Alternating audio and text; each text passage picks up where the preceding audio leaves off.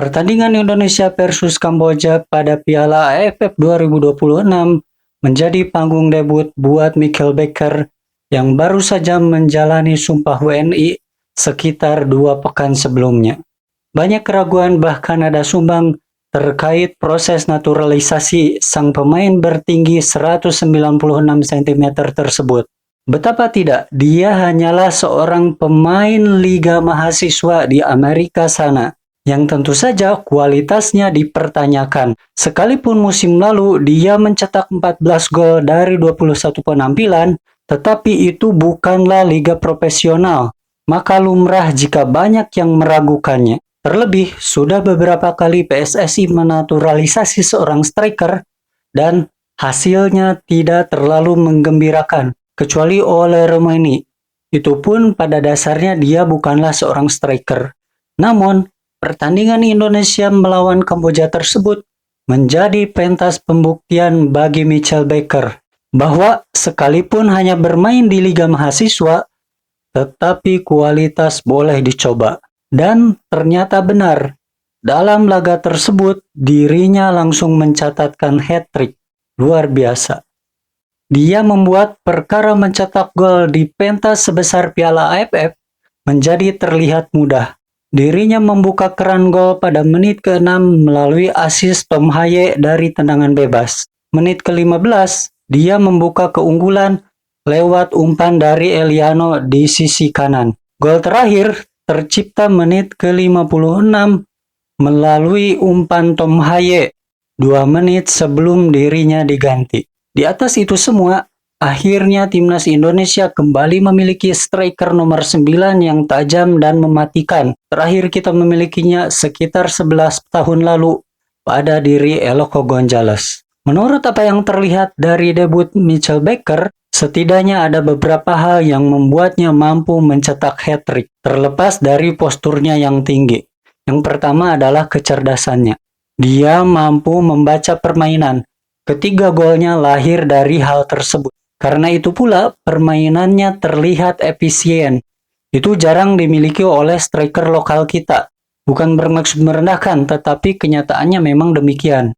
Pantaslah jika John Herdman mengatakan bahwa melatih pemain lokal kita butuh kerja keras serta usaha ekstra. Kita sedikit bahas gol kedua Michael Becker. Ini adalah skema yang memperlihatkan kecerdasan dari para pemain yang terlibat di dalamnya. Diawali oleh Beckham yang ditempel oleh pemain lawan memberikan back pass kepada Tom Haye. Tom Haye melihat pergerakan Eliano di sisi kanan dan langsung mengopernya di antara beberapa pemain Kamboja. Eliano berlari mendekati kotak penalti, dia menengok ke arah kotak penalti. Di sana Michael Becker melihat dan memperkirakan kemana Eliano akan memberikan bola. Dan dia pun bergerak ke arah tersebut. Boom, ternyata benar, gol tercipta. Bahkan sepertinya tidak terlalu berlebihan kalau kita mengatakan bahwa Michael Becker adalah striker nomor 9 tercerdas yang pernah dimiliki oleh timnas Indonesia beberapa tahun terakhir ini. Kita bandingkan setelah Michael Becker diganti oleh Jens Reppen. Permainan langsung berubah drastis.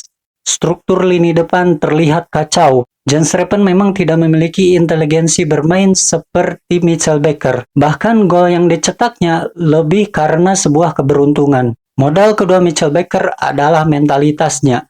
Sekalipun dia baru bergabung, berusia muda, baru 19 tahun, kemudian tidak bermain di liga profesional, dia tidak merasa minder, canggung, ataupun tegang. Bahkan sebaliknya, dia terlihat sangat percaya diri dan menguasai lapangan. Yang ketiga adalah ketenangan dan visi bermainnya yang jelas. Kita bisa melihat pergerakannya begitu rapi, tahu kemana harus berlari, kemana mengarahkan bola, bagaimana cara memancing atau menarik pemain lawan sehingga menciptakan ruang, dan hal-hal yang membutuhkan inteligensi tinggi lainnya. Ya, sebetulnya ini kembali kepada inteligensi tadi. Dan striker-striker lokal kita harus belajar banyak tentang hal tersebut. Masa iya para striker lokal kita yang bermain di liga profesional kalah oleh seorang striker yang bermain di liga mahasiswa? Agaknya Michael Becker ini adalah kepingan terakhir puzzle timnas Indonesia. Dia akan sangat ideal diduetkan dengan Ole Romani disokong oleh Ragnar Oratmangun, Tom Haye, Ivar Jenner, dan lainnya. Lantas kita katakan, selamat datang para pemain cerdas, selamat tinggal pemain gerasak gerusuk dan terlalu mengandalkan fisik. Ini era sepak bola modern, hal-hal semacam itu sudah ketinggalan zaman. Dan maaf, harus dikatakan, para pemain yang kurang cerdas hanya memiliki dua pilihan, yaitu berusaha mengimbangi kecerdasan para pemain lainnya, atau mundur dengan kerendahan hati dan penuh kesadaran diri. Terakhir, semoga kualitas timnas Indonesia terus meningkat dan berprestasi. Amin.